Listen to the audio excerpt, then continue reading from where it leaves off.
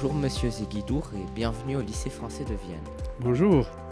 Donc, je suis Vlad Popa, élève de 3e et journaliste pour le club Web Radio.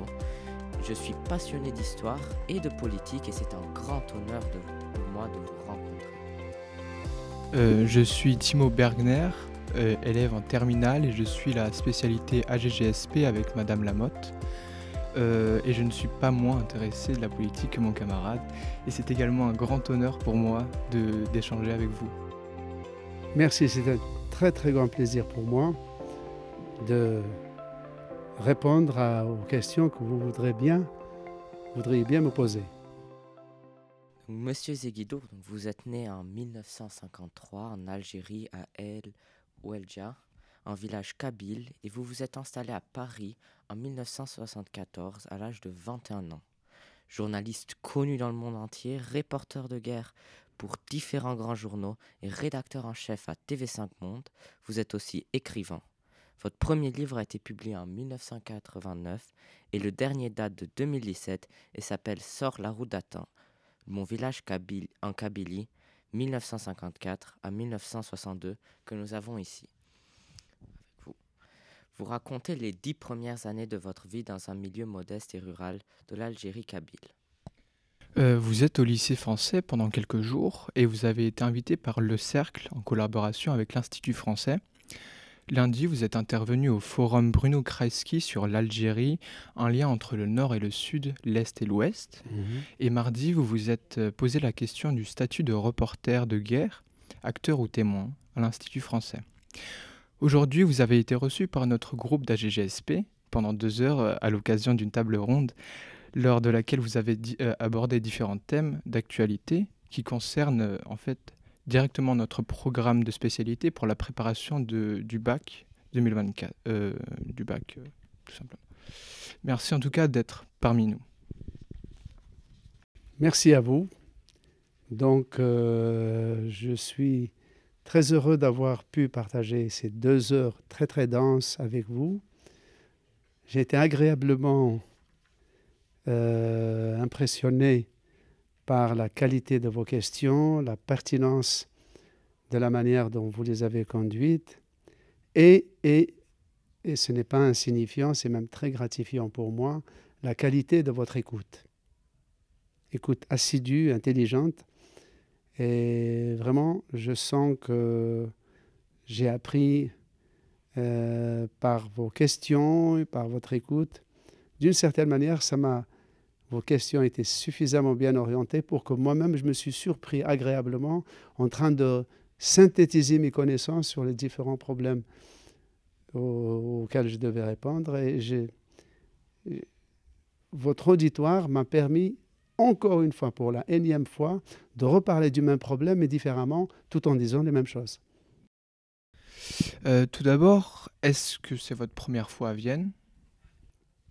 C'est mon 3e voyage à Vienne. J'étais déjà venu l'an dernier et l'année précédente. D'accord. Et comment trouvez-vous notre belle ville quand même, on peut le dire ? C'est une belle ville, Oui. c'est un musée. Et moi, quand j'étais adolescent, je lisais beaucoup de livres de psychanalyse.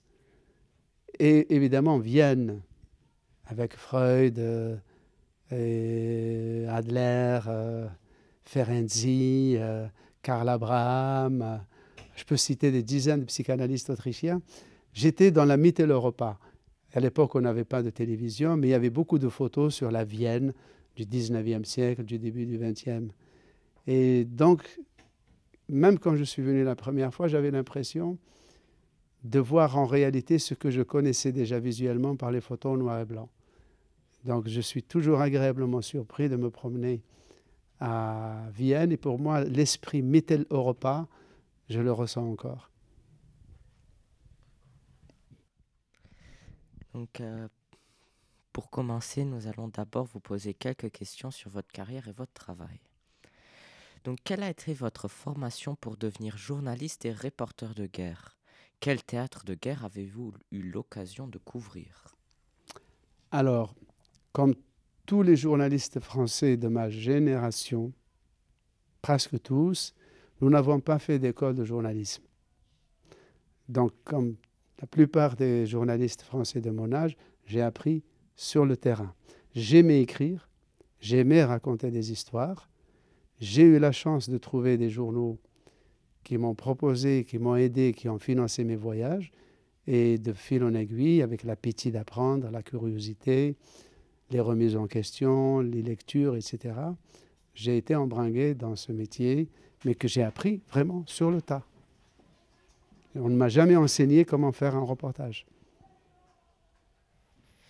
Et les théâtres que j'ai couvert Israël-Palestine, j'ai couvert le Soudan, la guerre civile en Algérie, les dictatures d'Amérique du Sud, la Russie pendant la guerre de Tchétchénie, le Pakistan, l'Iran, bref, beaucoup le Yémen, le Liban, la Syrie. Et en quoi consiste le travail d'un reporter de guerre et celui d'un rédacteur en chef? Alors, rédacteur en chef, c'est un rang, c'est une responsabilité, c'est pas une façon de couvrir le journalisme. Rédacteur en chef, ça veut dire que vous êtes d'abord une force de proposition.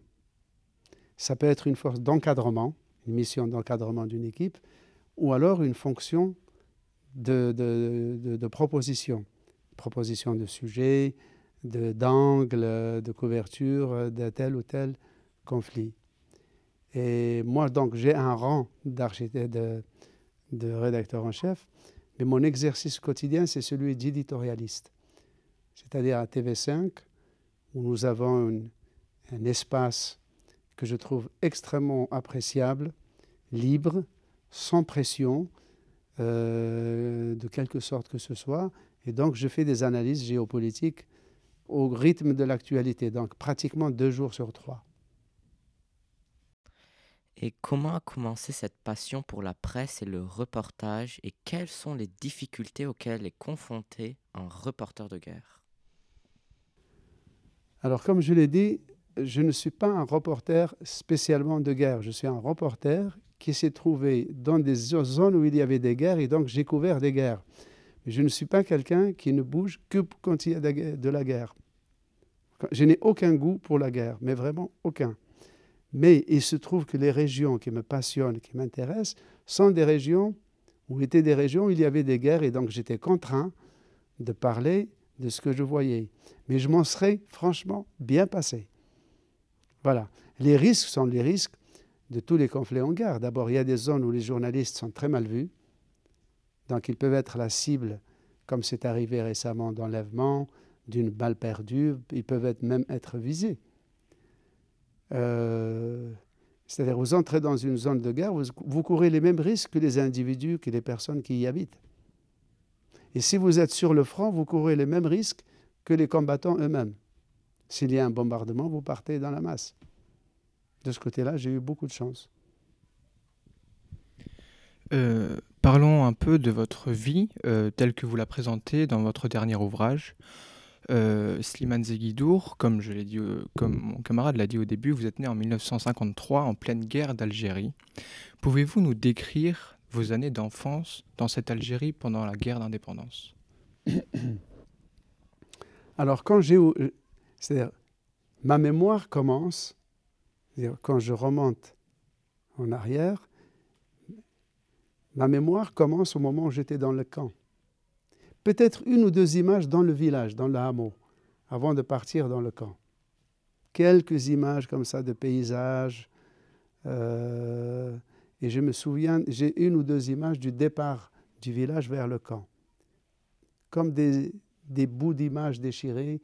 Je vois un mulet avec des baluchons et un cortège de gens qui se dirigent dans la forêt vers le camp.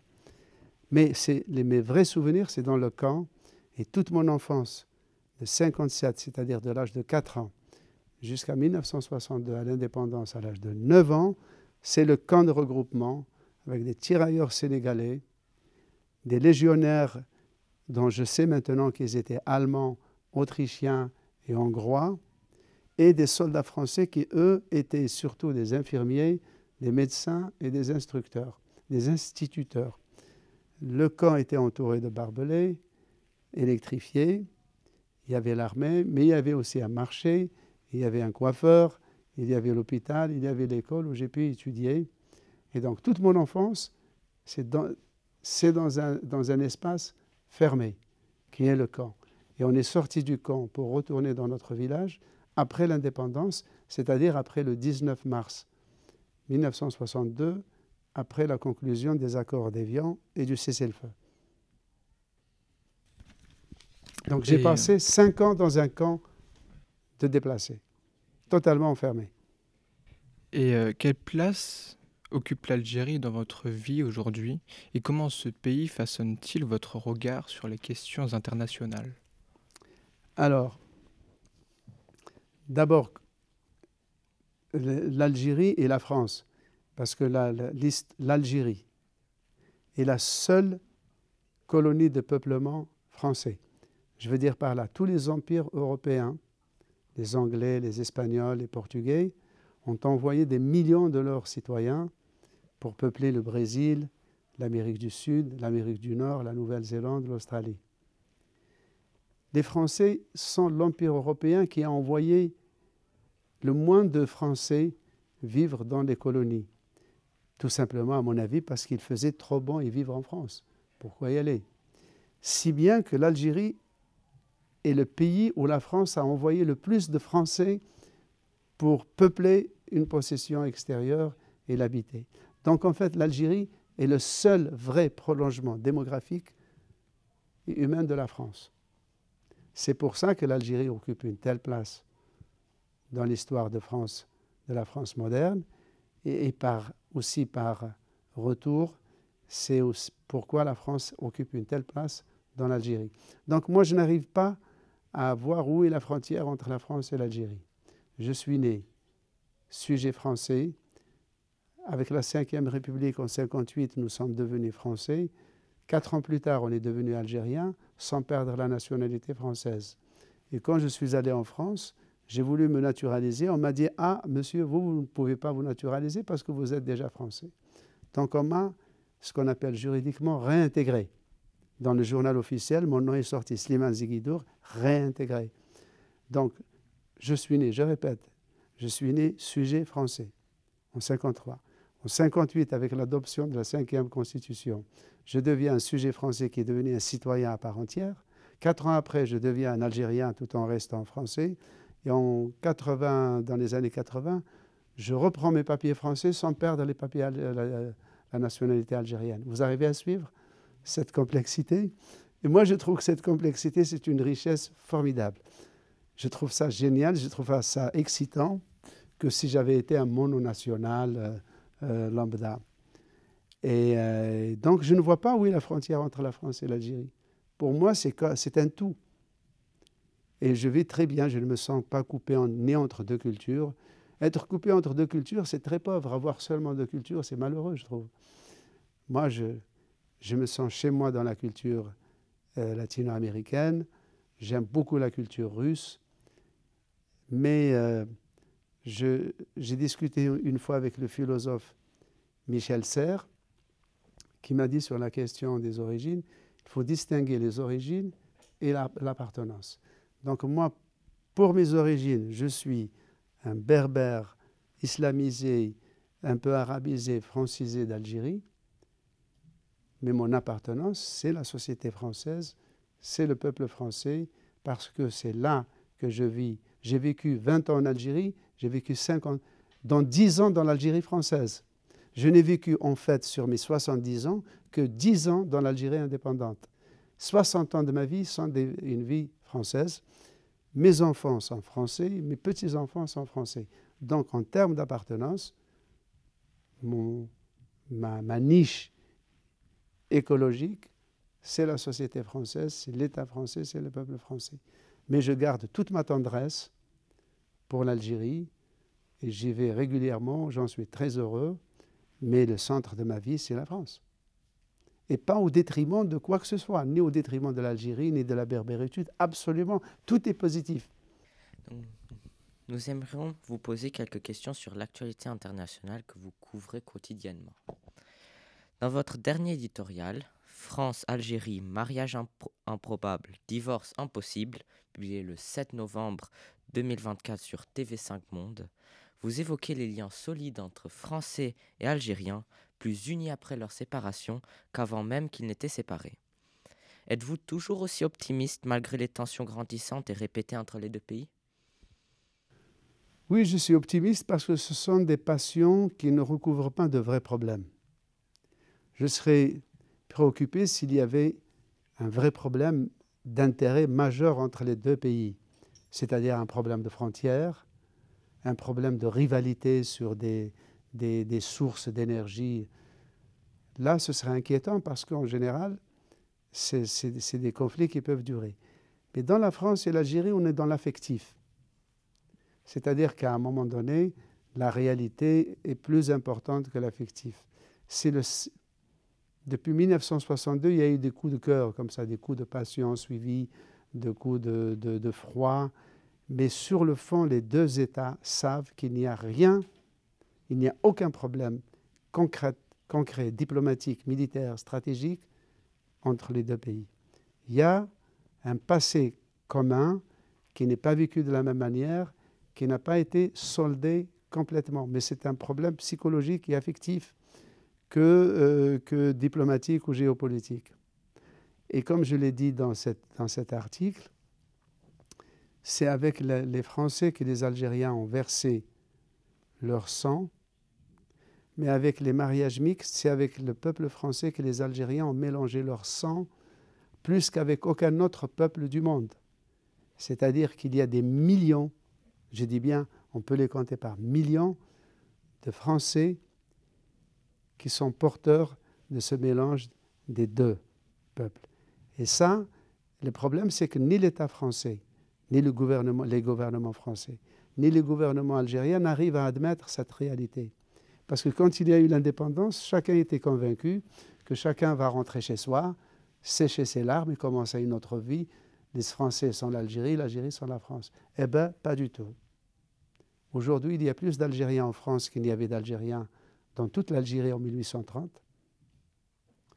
Le nombre d'Algériens mariés à des Français et des Françaises est supérieur au nombre d'Algériens mariés à des citoyens du monde entier.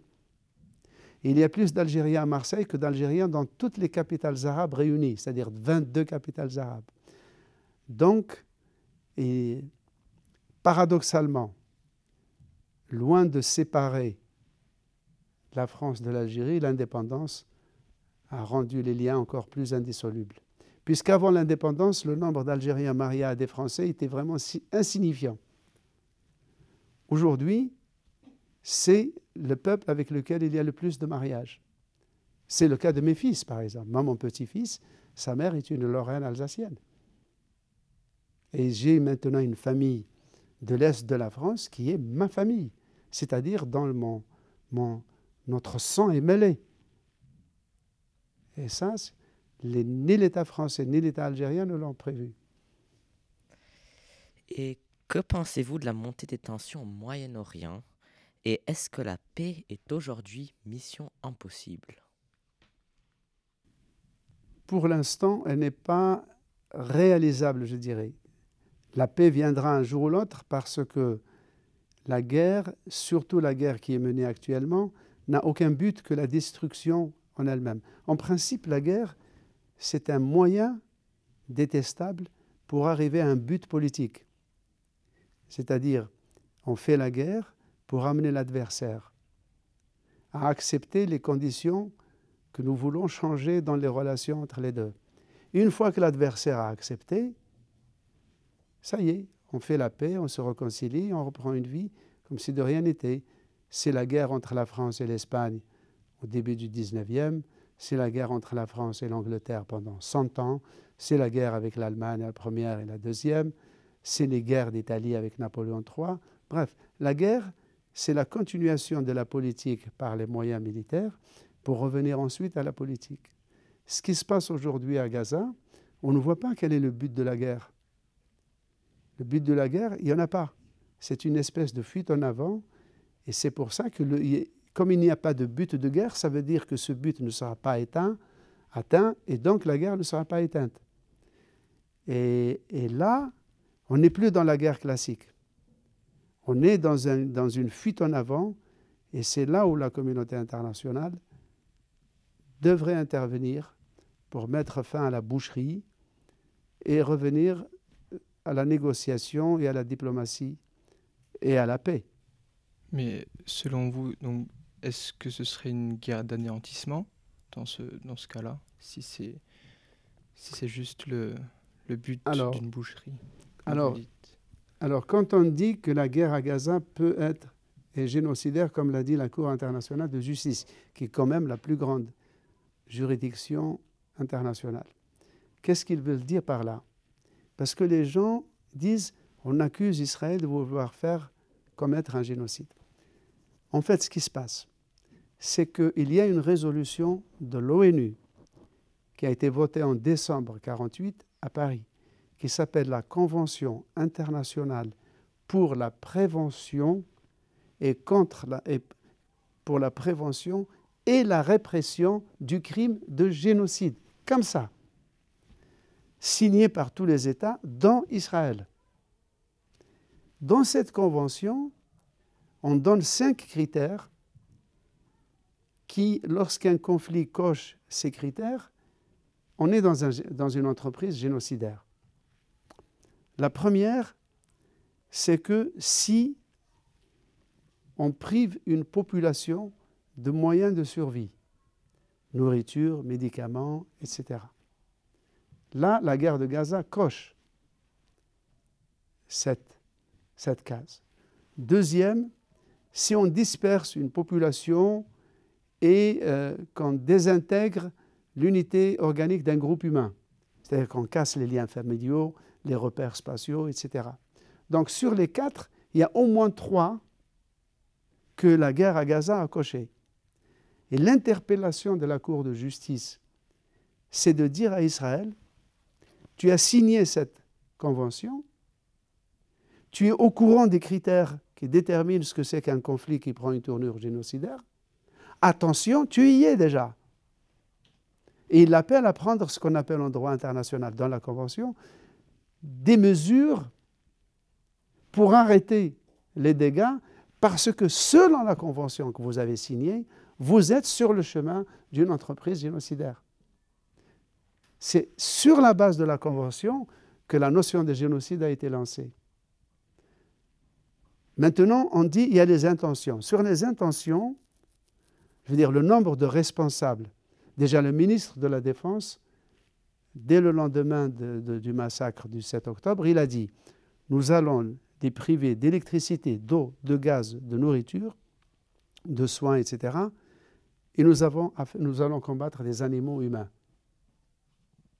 Et nous allons changer la carte démographique du Moyen-Orient. » D'autres ministres ont dit « Ce n'est pas du tout immoral », le ministre des Finances par exemple, a dit « Ce n'est pas du tout immoral d'affamer 2,5 millions de personnes. » Bref, tout cela fait qu'à partir de la Convention déjà, on est dans un processus qui prend une tournure génocidaire. Tous les organismes de l'ONU, les organismes de droits de l'homme, Amnesty International, Human Rights Watch, parlent de crimes de guerre et de crimes contre l'humanité. Évidemment, seule une commission internationale juridique patentée peut donner la qualification définitive. Mais on est déjà dans le processus. Et c'est cela qui fait que l'alerte a été lancée. D'autre part, le génocide, ce n'est pas quand vous éliminez un groupe tout entier. Le génocide, c'est quand vous avez une population, comme à Gaza, qui est enfermée, qui ne peut pas fuir, et que vous bombardez tous les jours. Ça veut dire que vous tuez des gens tous les jours. Ça veut dire que si ça dure longtemps, ça arrive. Si chaque jour vous diminuez le nombre de la population, ça a un résultat. Et le génocide, comme je l'ai dit, par exemple, dans la guerre de Bosnie, à Srebrenica, des Bosniaques ont été massacrés, ils étaient 7000. 7000, ce n'est pas tous les Bosniaques, qui sont à peu près 2 millions ou 3 millions. Mais 7000, ça a été qualifié et reconnu par l'Union européenne comme un génocide. Pourquoi ça a été qualifié de génocide alors qu'il n'y avait que, si on peut dire, 7000? Ben, tout simplement parce que les tueurs serbes, s'ils en avaient 15 000, ils auraient tué 15 000. S'ils avaient sous la main 1 million, ils auraient tué 1 million. S'ils avaient tout le monde, ils auraient tué tout le monde. Voilà pourquoi c'est symboliquement qualifié de génocide.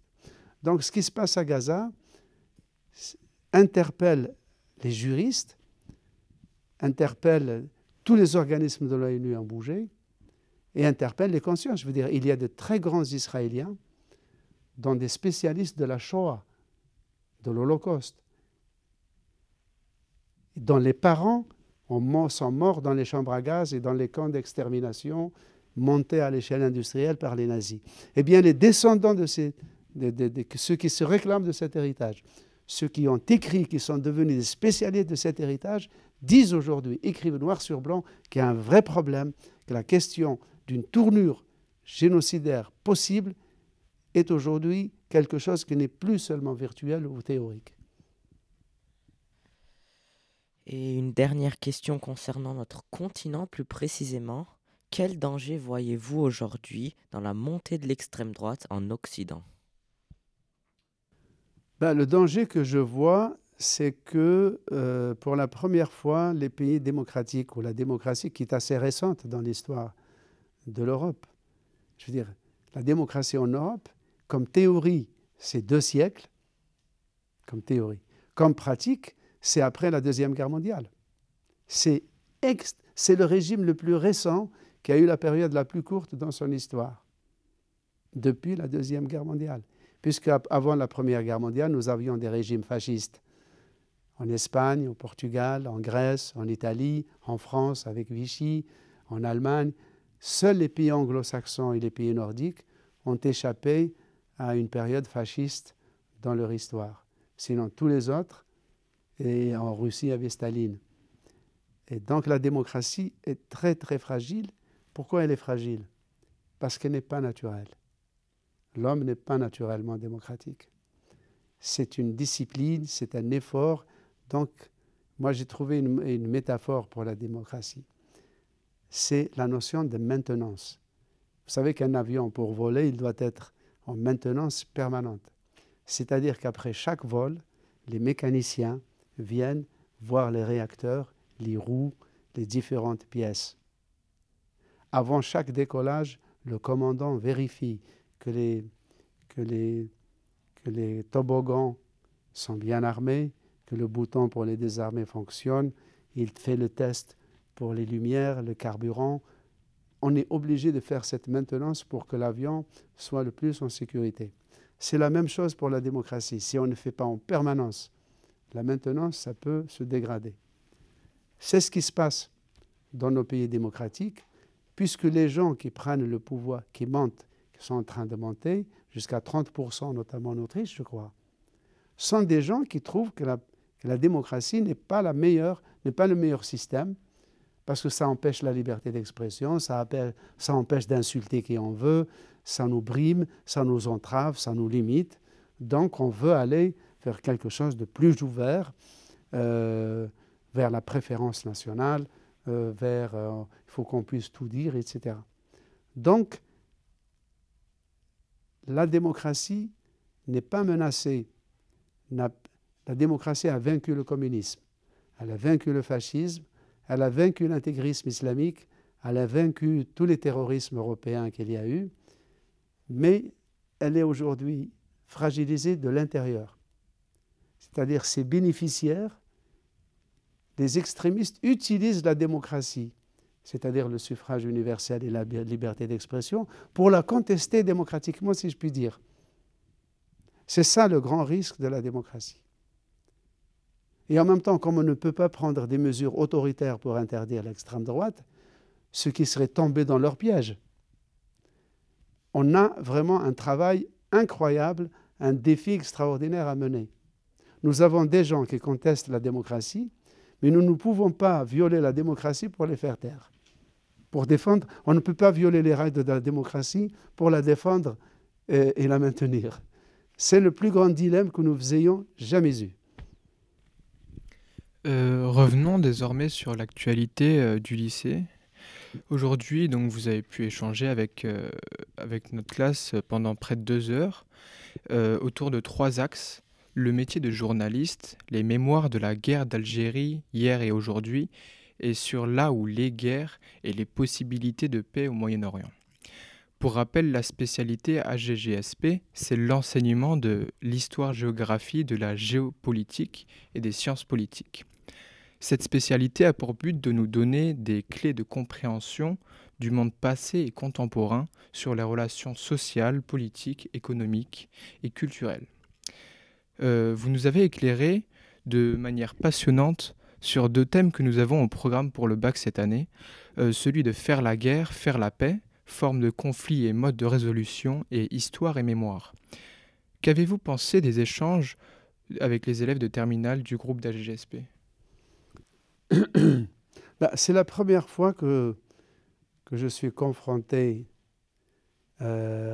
studieusement à des lycéens aussi férus de géopolitique, et je dirais même aussi avertis, et je dirais même préoccupés par les questions de géopolitique, c'est-à-dire de vie et de mort, de paix et de guerre dans l'histoire de leur monde et du monde qui, avec leur jeunesse, les attend d'une certaine manière au tournant. Et c'est réconfortant et ça me fait vraiment plaisir, et je vous en félicite et je félicite vos collègues à travers cette interview. Bravo. Est-ce qu'une question ou une remarque vous a interpellé, vous a marqué? Est-ce que vous avez appris quelque chose de nos élèves? J'ai appris que j'avais tendance à penser que, et c'est un préjugé, que les jeunes d'aujourd'hui étaient confrontés à une telle perte de repères, à l'absence d'élan collectif. Il n'y a plus beaucoup de projets collectifs où un jeune peut s'investir. Je sais que beaucoup vont dans l'humanitaire, mais en général, c'est à l'extérieur de leur pays. Mais à l'intérieur de nos pays, on a l'impression que tout est développé, que les ascenseurs marchent, les transports marchent, il y a de la nourriture, on est soigné, bof. On tourne en rond, on essaye de vivre. Et là, ce que vous m'avez appris, c'est que non, il y a une inquiétude, mais ce n'est pas du désespoir. Il y a un mélange d'espoir, d'inquiétude. Cette inquiétude est un aiguillon qui pousse à vouloir changer les choses. Et pour changer les choses, il faut d'abord les comprendre. Et c'est en ce sens que ça m'a réconforté. C'est votre volonté de comprendre pour mieux agir. Ce n'est pas une compréhension passive que vous cherchez, c'est une compréhension pour une action plus efficiente, parce que contrôlée, parce que avertie et avisée. Ça, c'est vraiment très, très bien. Et quand votre collègue m'a dit « merci pour cette terrible interview », j'ai trouvé que le mot « terrible », il ne voulait pas dire que c'était affreux. Non, il voulait dire que lucidement, le défi est énorme. Mais c'est normal, c'est en relevant les défis qu'on progresse. Ce n'est pas en relevant des petits défis qu'on devient plus fort, c'est en s'affrontant à des défis extrêmement costauds qu'on devient soi-même costaud. Mais est-ce qu'il y aurait peut-être une remarque, vraiment une question qui vous a peut-être posé problème ou qui vous interpellerait? Non. Aucune question ne m'a jamais posé problème. Je répondrai, peut-être ce sera la fin pour vous, par une boutade d'Oscar Wilde, le grand écrivain anglais qui avait une ironie extraordinaire. Il a dit « Une question n'est jamais indiscrète. Par contre, une réponse peut être indiscrète. » Voilà. Et une petite question, la dernière. Selon vous, pourquoi est-ce si important de donner des clés de compréhension du monde aux jeunes? Et pouvez-vous en partager quelques-unes à cet égard? On peut transmettre beaucoup de choses, mais je crois qu'on a besoin de faire des erreurs pour apprendre. Mon grand ancêtre spirituel, Saint Augustin, qui était un père de l'Église berbère, un nord-africain, a dit cette phrase: on n'apprend qu'en se trompant. C'est-à-dire, celui qui ne se trompe pas ne peut pas apprendre. Il faut agir, et en agissant, on se trompe, et en se trompant, on apprend. Moi, j'ai 3 fils, j'avais un fantasme patriarcal quand j'étais jeune papa. Je me voyais un sage grand-père et eux qui viennent: papa, est-ce que tu peux nous donner tel tuyau, nous donner un conseil? Eh bien, ils ne sont jamais venus me voir. L'un d'eux, qui était un mathématicien statisticien, cherchait du boulot. Je lui ai dit: écoute, j'ai plein d'amis dans la high-tech française. Je te rassure, s'ils te prennent, ils ne te prendront pas parce que tu es mon fils. C'est juste qu'ils regarderont avec bienveillance ton diplôme, ils ne te prendront, ton CV, ils ne te prendront que sur tes qualités. Eh bien, il m'a envoyé promener, et il a fait tout seul, il a été recruté tout seul, et je suis très fier de lui. Donc, mes enfants, je me rends compte, quand je les entends discuter, alors que je ne les ai jamais endoctrinés en quoi que ce soit, je suis impressionné par leur culture générale. Et je vous jure que je n'ai rien fait pour ça. Peut-être que par osmose, par capillarité, me voyant vivre et parler avec des amis, ça les a mis sur un certain orbite intellectuelle. Mais je suis impressionné par leur culture générale. Et tout cela pour dire qu'on peut transmettre des connaissances, des expériences, on peut donner des conseils, des recommandations, des suggestions, mais il faut faire soi-même des erreurs pour apprendre, pour être échaudé, chat échaudé craint l'eau froide, et pour continuer. Donc, il ne faut pas avoir de gourou ou de conseiller quand on est jeune.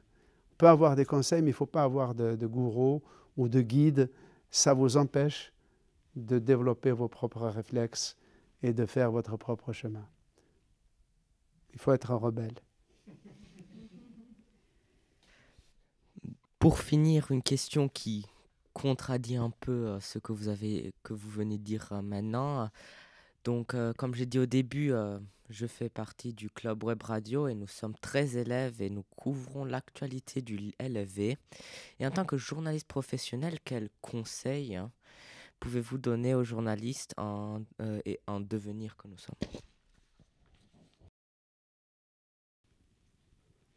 Ne jamais se renseigner et s'informer à une seule source. Être sceptique envers toutes les informations que vous recevez. Il faut toujours les vérifier et les recouper. Ne jamais oublier que inconsciemment vous êtes porteur par héritage inconscient de certains biais mentaux, peut-être de préjugés, peut-être de superstitions. Vous devez être vigilant là-dessus, parce que ça joue comme des lunettes déformantes inconscientes. Et vous méfiez surtout d'un biais humain très fréquent. C'est la tendance à juger l'action, à expliquer les comportements d'un homme ou d'un groupe, non pas par son parcours personnel, par son caractère personnel, par son évolution personnelle, mais d'expliquer ça par son origine ethnique ou nationale ou religieuse. Parce que si vous faites ça, c'est quoi la conclusion? Ça veut dire que d'une certaine manière, il n'est pas responsable de ce qu'il fait, puisqu'il a été conditionné par une sorte de logiciel qui était comme une puce, comme une clé USB dans sa tête, qui le pousse à se comporter comme il est. Donc le pauvre, il n'est pas totalement responsable. Vous voyez ce que je veux dire? Donc il faut l'expliquer par son comportement, ce qui le rend d'autant plus responsable individuellement de ce qu'il fait. 1. 2. Si vous expliquez ça par son origine, ça veut dire que tous les gens de son origine que vous allez les croiser, vous allez les considérer comme étant susceptibles d'avoir le même comportement préprogrammé. Vous voyez, vous me suivez? Et là, pour vous dire que la définition du racisme, la définition académique du racisme, c'est quoi? C'est qu'on vous explique les comportements d'un groupe humain ou d'un individu par quelque chose d'inné, c'est-à-dire sa naissance, son origine ethnique, ou religieuse ou nationale. Là, vous êtes dans le racisme, dans ce qu'on appelle l'essentialisation des origines.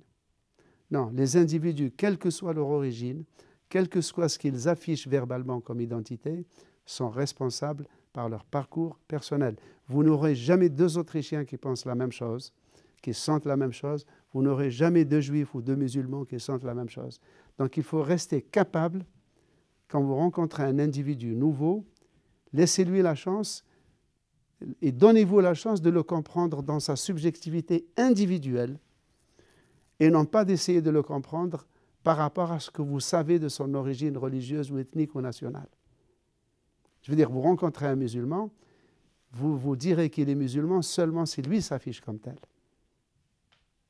Moi, par exemple, je vois quelqu'un qui s'appelle Lévi, je peux dire, bon, Lévi avec un tel nom, on est juif, mais je ne le considérerai jamais comme un juif, je le considérerai comme un sociologue, un médecin, un architecte, jusqu'au jour où il me dit, ah, moi je suis un juif, c'est très important dans ma vie. Là, ok. Mais je n'expliquerai pas son comportement par son judaïsme.